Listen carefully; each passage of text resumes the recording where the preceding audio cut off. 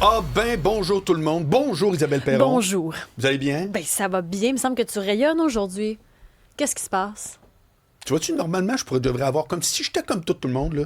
Je devrais faire comme, oh mon Dieu, je fais comme, oui. Bon. Voilà. Moi, je les C'est prends, les vrai que compliments. les gens n'aiment pas les compliments. Ouais, exactement. Qu'est-ce qu'on fait avec un compliment? On est mal à l'aise. Merci, c'est très gentil. Mais t'as raison qu'il faut faire Pour ça. vrai? C'est une belle Honnêtement. leçon. Après, si tu vrai ou pas. Est-ce Ça que- me regarde même pas. Est-ce que toi, t'acceptes tous les compliments? Tout. Jamais t'es Même mal à ceux que je l'aise. sais qui sont faux. Ah oui, hein? Ah oui, je me couche en me disant c'était peut-être vrai. T'as l'espoir. Tu comprends? Tu vis avec l'espoir. Oui.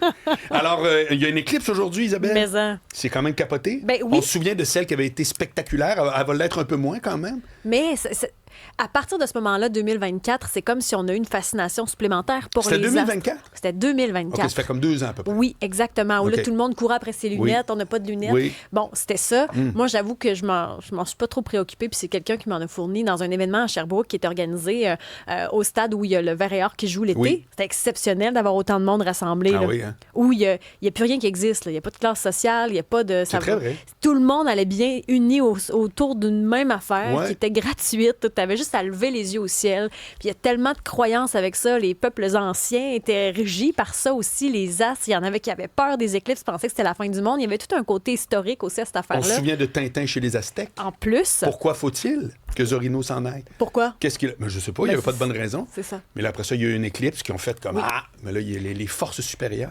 Et toi, t'étais où en 2024? J'étais en vélo au canal de la Chine, tout près du phare du canal de la Chine. Puis je roulais, parce que je n'étais pas équipé pour regarder ça. Mais j'ai quand même vu de quoi que je ne reverrai probablement pas. C'est-à-dire, tout à coup, c'est la nuit. Oui. Puis 12, 15 secondes, 30, en tout cas, rapidement, allez hop, c'est le jour. Hey, c'est quelque chose. Les températures ont chuté. Alors, j'ai pas de souvenir de ça. Les Pourtant, j'étais oiseaux ont dehors. arrêté de chanter. Il n'y avait plus de bruit. Ah bon? C'était...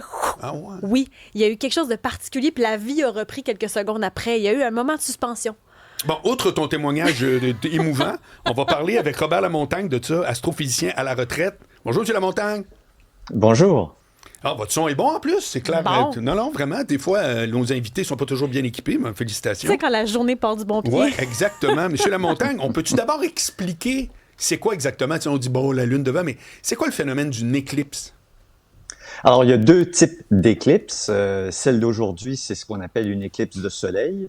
Donc, la Lune tourne autour de la Terre et si l'alignement est bon, lorsqu'elle passe directement entre le Soleil et nous, elle va masquer la lumière du Soleil pendant OK. quelques minutes dans un endroit précis sur notre planète, là, une espèce de corridor là, où ce sera véritablement presque la nuit.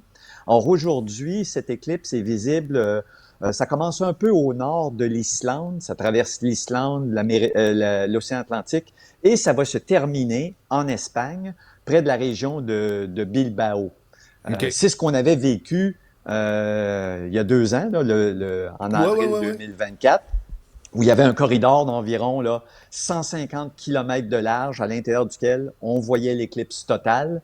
Si on avait le malheur d'être juste un petit peu à côté, un peu au nord, au sud, on manquait une partie du spectacle. Oui. Mais là, on est pile dedans. Là. Pour Montréal, par exemple, ça commence à 12h50, maximum vers 13h45, puis ça se termine à 14h38. Donc, il faut être vigilant rapidement. Là. Tu sais, on n'a pas deux chances de se Oui. reprendre. Alors, pour nous, c'est ça. Pour l'est du pays, au Canada, c'est une éclipse partielle, dépendant de l'endroit où on se trouve là, au pays. À Montréal, environ un peu moins de 20% de la face du soleil va être masquée. Si on est un peu plus à l'est, un peu plus au nord, davantage, n'est-ce pas? Alors, par exemple, au niveau de Coudjouac, il y aura presque la moitié de la surface du soleil qui sera masquée. Ça commence, grosso modo, encore une fois, les heures varient dépendant de l'endroit où on se trouve, là, mais c'est aux alentours de 12h45, 12h50. Ça se termine vers 14h40 avec le maximum du soleil qui est masqué aux alentours de 13h45. Quand on Et travaille... pour, Oui, excusez-moi. Oui, allez-y. Quand on travaille comme vous là-dedans, là, vous êtes astrophysicien, est-ce que c'est prévisible longtemps d'avance? On parle-tu de semaines ou d'années d'avance?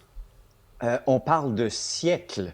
Eh, Les éclipses, la mécanique céleste, la Terre autour du Soleil, la Lune autour de la Terre, là, on peut calculer, faire les prédictions d'éclipses, et c'est mieux que les prédictions météo. ou sportives. On peut faire des prédictions des éclipses. On connaît précisément l'endroit et l'heure où ça va se produire pour des siècles à venir. On a des tables compilées très détaillées, tant pour les éclipses de soleil que pour les éclipses de lune, là. La contrepartie là, de l'autre phénomène lié aux éclipses. Oui. Est-ce que vous sentez cet engouement-là? C'est comme si le ciel est redevenu un sujet à la mode. Est-ce que vous le sentez, ça? Oui, beaucoup. En fait, depuis la pandémie, il y a un intérêt marqué pour l'observation du ciel. Pendant la pandémie, on comprend, les gens avaient peu de choses à faire. Une fois qu'on a vu toutes les séries sur Netflix, alors on pouvait admirer le spectacle de la nuit. Il y a beaucoup de gens qui se sont intéressés à ça. Et depuis l'éclipse, entre autres, en avril 2024, ben, il y a eu des aurores boréales très spectaculaires. Aujourd'hui, on a l'éclipse partielle, évidemment, mais on a aussi les Perséides ce soir. Donc, il y a un intérêt. Et la beauté de ce genre de choses, c'est que ce sont des phénomènes qui ne nécessitent aucun équipement particulier. Les Perséides, ça s'observe à l'œil nu. L'éclipse de soleil, on peut l'observer à l'œil nu, à condition d'avoir les petites lunettes. À l'œil habillé, on va appeler ça l'œil habillé. C'est ça. Si vous les avez conservées et qu'elles sont encore en bon état, vous pouvez regarder l'éclipse. Sinon, abstenez-vous, là. Le bon vieux truc là, de la boîte de chaussures avec le petit trou pour faire une projection. Si vous portez pas attention, vous vous rendrez pas compte qu'il y a une éclipse, même partielle de soleil ici, parce que 20, 25, 30% de la surface du soleil, ça semble important, mais le soleil est tellement brillant que si vous n'êtes pas très attentif, vous ne vous rendrez pas compte qu'il fait c'est qu'il n'y aura pas de noirceur particulière comme celle d'il y a 2 ans. Absolument pas. Non. Je comprends. Si on a des lunettes là, pour regarder des films 3D, ça marche-tu? Est-ce que c'est les mêmes lunettes? Non. Celles-ci sont munies d'un filtre qui bloque 99,9% de la lumière du soleil. Et c'est essentiel, sinon on risque la cécité. À ce point-là. On veut pas faire... Ah oui, on veut pas faire de c'est drôle que vous parliez de les gens, mais non, si vous n'avez pas les lunettes, oubliez ça. C'est pas une bonne idée de regarder le soleil. Puis j'ai déjà remarqué que les lunettes 3D servent à rien à 99,9%, donc c'est quand même pas rien. Il y a des liens qu'on peut faire. Mais moi, je veux revenir sur une affaire. Vous allez me trouver gossant, mais c'est parce que je suis un grand fan de Hubert Reeves. J'ai lu la plupart de ses livres. Puis il expliquait que l'univers est en expansion. Donc, que les planètes, si on veut, s'éloignaient un peu l'une de l'autre. Comment on fait pour pouvoir prédire à la minute près sur des siècles si, en même temps, en théorie, tout s'éloigne dans le temps? C'est quoi la logique des deux? Alors donc, à petite échelle, le phénomène de l'expansion de l'univers n'a aucune incidence. La Terre ne s'éloigne pas du Soleil à cause de l'expansion. La Lune ne s'éloigne pas de la Terre. Le phénomène de l'expansion se manifeste à des échelles vraiment très, très grandes. Années-lumière. On parle à des millions d'années-lumière, sur des échelles de millions d'années-lumière. Alors, à l'intérieur du système solaire, là, on s'en rend vraiment pas compte. La gravité est quand même pas mal plus importante ici. Et ça retient tout le monde près, ça retient tout le monde près les uns des autres. Oui.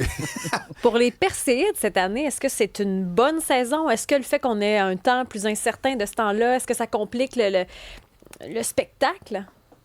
Bien, évidemment, observer que ce soit l'éclipse partielle ou les Perséides, ça prend un ciel dégagé. Là. S'il y a des nuages, malheureusement, c'est un phénomène qu'on ne peut pas observer. Mais si le ciel est dégagé, cette année est une bonne année, particulièrement cette nuit. Là, les Perséides, ça dure environ 2 semaines, grosso modo, mais il y a 3 ou 4 jours où on est près du maximum. Et c'est ce soir, là, la nuit du 12 au 13. On est exactement au cœur de l'endroit d'où proviennent les petits grains de sable, les petits cailloux. Et donc, on pourrait observer entre 80 et 100 étoiles filantes à l'heure.